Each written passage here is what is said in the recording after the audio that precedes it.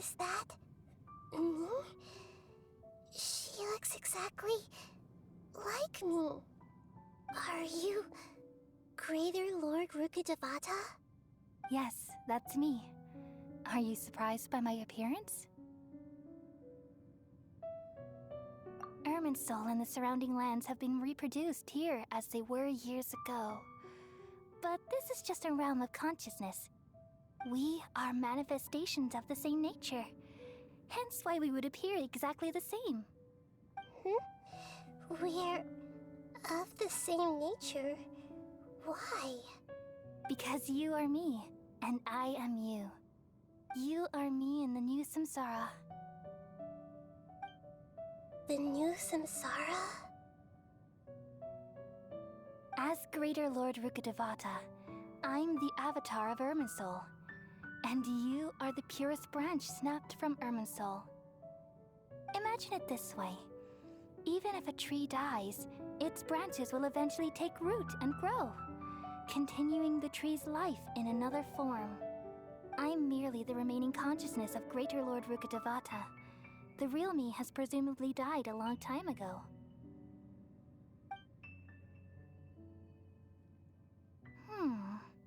Judging from your appearance, I've probably been dead for 500 years.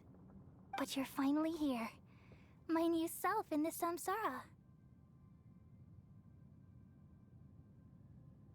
If this is true, then am I going to be a great Archon like you someday? Though we share the same nature, our fates are bound to be different. All things have their own fate. When a branch grows into a mature tree, it won't be the same as the original tree. That's why fate is the ultimate knowledge, isn't it? That's a great insight. Yes, very good. It's also precisely why you won't become like me. Really? But perhaps you may become an even greater Archon than I. I already see a determination in you that I didn't possess in my time, and the future that it leads you to will be yours alone. Along with the blessings from your past experiences.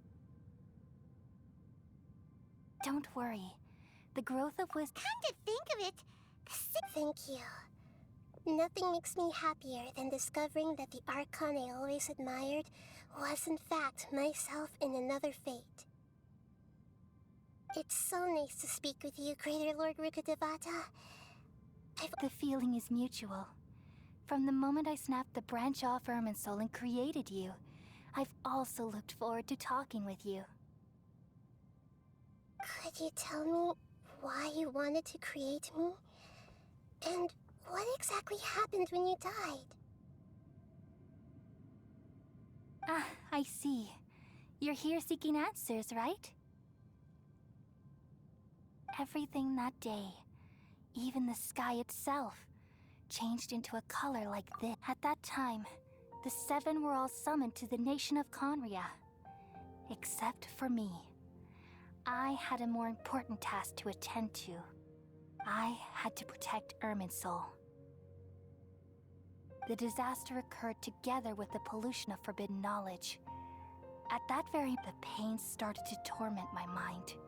By the time I reached Irminsul, it was already displaying signs of corruption.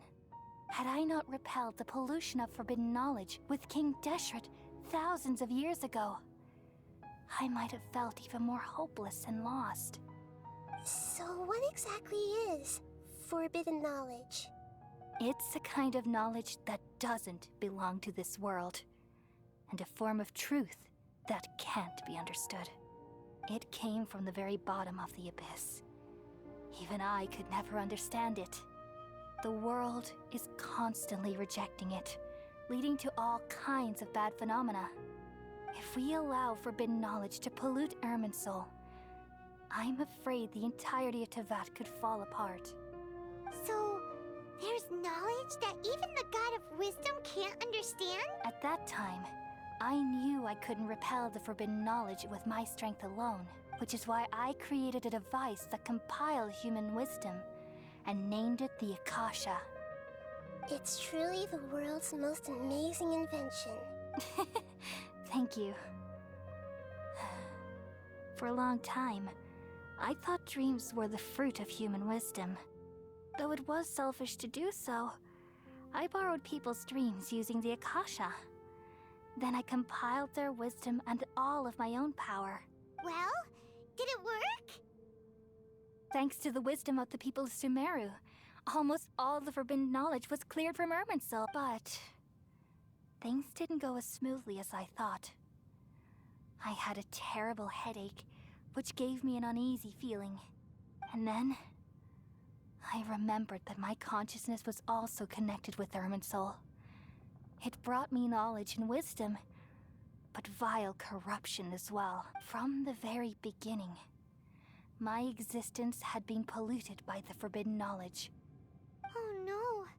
How could that happen? I've experienced that pain in your consciousness. It must have been a horrible experience. Yes, but my feelings weren't important.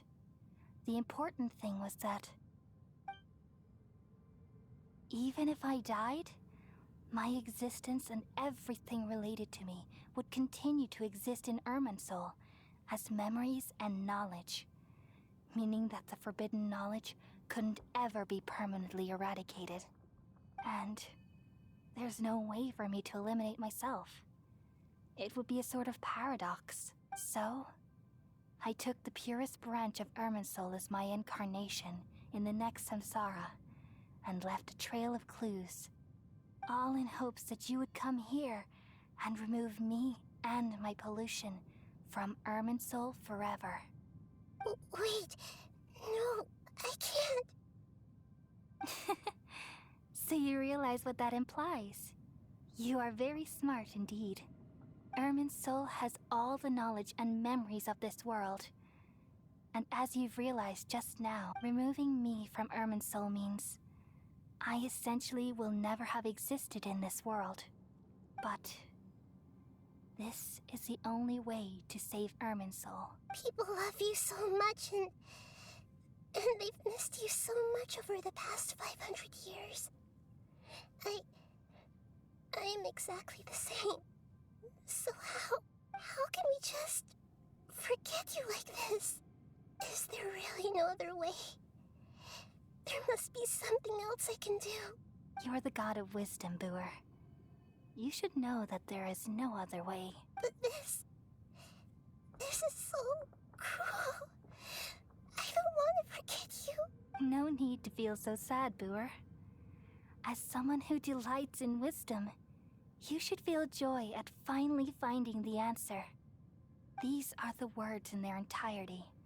The answer you've been seeking all along. Let the world completely forget me. We all nestle under the great tree of wisdom, peering out to perceive the world. From the earth and from the rain, we perceive its wonders, until we become a white bird to perch atop a branch, and finally snap off the most important leaf. Once upon a time, I alone dreamed in this world. In my dreams, everybody would also dream after they fell asleep. Wild and wonderful thoughts would emerge from their minds. Some tumbled to the ground, and others floated to the sky, connecting all things in the world into one dazzling net. Among a plethora of worlds were numerous smaller worlds, all of fate, finding within the tapestry their brilliant glow.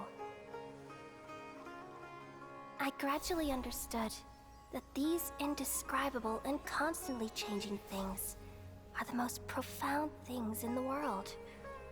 Only they can completely repel the madness. Only dreams can awaken consciousness from the deepest darkness.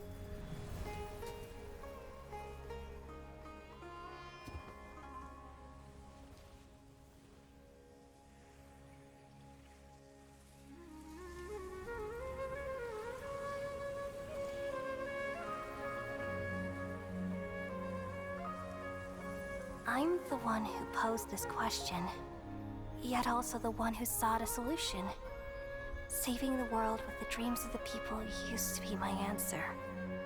And now, you've also found your own answer, and I shall return all the dreams to the people.